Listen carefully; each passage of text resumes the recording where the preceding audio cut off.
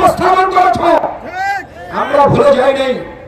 এদেশে তোমরা ধর্ম পালন করবে, সুন্দরভাবে পালন করবে, নিরিবিলি ভাবে পালন করবে। প্রয়োজন বলে আমরা তোমাদেরকে নিরাপত্তা দিব।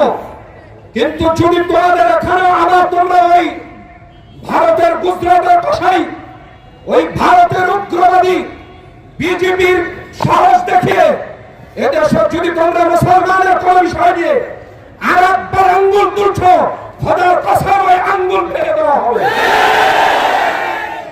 দুই নম্বর কথা হলো, ইহুদি এবং এই মুশরিক জাতি ইসলামের শত্রু, এটার বাস্তব প্রমাণ এবার আমাদেরকে দেখিয়েছে।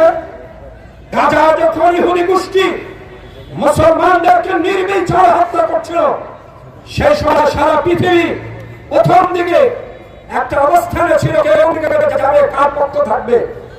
কিন্তু তখন নিষ্ঠুর নির্লজ্জ ভাবে এই ভারতের মোদী সরকার, এই উগ্রবাদী, এই জঙ্গি সন্ত্রাসী সরকার এই ইহুদিদেরকে সাপোর্ট দিয়েছে এবং আজ পর্যন্ত তারা দিচ্ছে।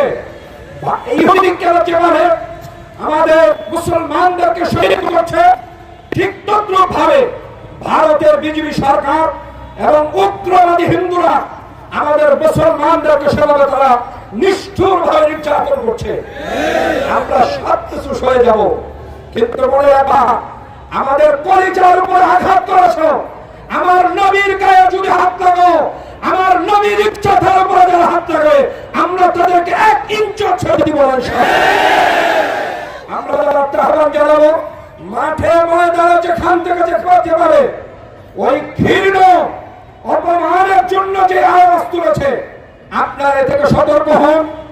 এই ভারতের দূতাবাস যারা আছেন তারা এটা আপনারা তাদেরকে জানান। না হয় মনে রাখবেন, আমরা অচিরে এমন ভাবে কর্মসূচি দিব যে আমরা তোমাদের ভারতীয় দূতাবাস এই বাংলাদেশে চালাতে দেব না। এমনকি হিন্দ খুব সন্নিকটে, খোদার কসম আমরা সকলে প্রস্তুত। এই মুসলমানের হুঙ্কার দেখো নাই, বাঘের লেজ দেখছো, বাঘ দেখো নাই, বাঘের কান দেখছো, বাঘ দেখো নাই, সিংহের গর্জন ছুড়েছ, সিংহ দেখো নাই। মুসলমানের সাথে যদি তোমরা আবার এমন তামাশা করতে থাকো, তাহলে আমরা কিন্তু ওই গোসাই হিন্দ, আমরা সেই হিন্দুস্তান বিজয়ের মিছিলের জন্য প্রস্তুত। এবং এজন্য যদি আমাদেরকে ডাক দেওয়া হয় যে আমরা এই ভারতবর্ষে 108 বছর মুসলমান শাসন করেছে, কোরআনের আইন অনুযায়ী চলেছে, আমরা আবারও যদি এদেশের ওলামায়ে কেরাম, হেফাজতে ইসলাম সহ বাংলাদেশের সমস্ত ওলামায়ে কেরাম যদি গোসাই হিন্দের জন্য আপনাদেরকে ডাক দেয়, এই ডাকে সাড়া দিতে খাড়া রাজি। নিজের ছেলেকে শহীদ, নিজের ছেলেকে এতিম করতে রাজি খাড়া, নিজের মা বাবাকে অসহায় বানাতে খাড়া রাজি। আল্লাহ আমাদের সবাইকে তৌফিক দান করেন। এই আমাদের এই স্পৃহা, এটাকে বুঝিয়ে রাখতে হবে। এই প্রতিবাদও বিরাট বড় দাম। দেখেন, আজকে আমরা শুধু এতটুকু প্রতিবাদ করেছি মসজিদে মসজিদে যে আমরা স্প্রাইট খাবো না, এই ইহুদিদের পণ্য আমরা স্প্রাইট, কোকা কোলা এগুলো আমরা খাবো না।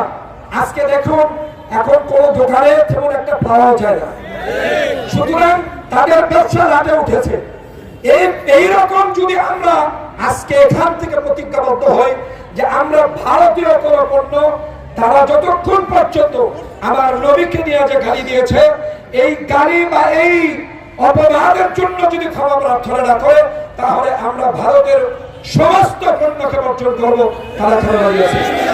ওলামায়ে কেরামদের কাছে আমার দাবি, আমরা মসজিদে মসজিদে একটাই আওয়াজ তুলবো যে আমরা ভারতীয় পণ্যকে বর্জন করবো। আল্লাহ আমাদের সবাইকে তৌফিক দান করেন।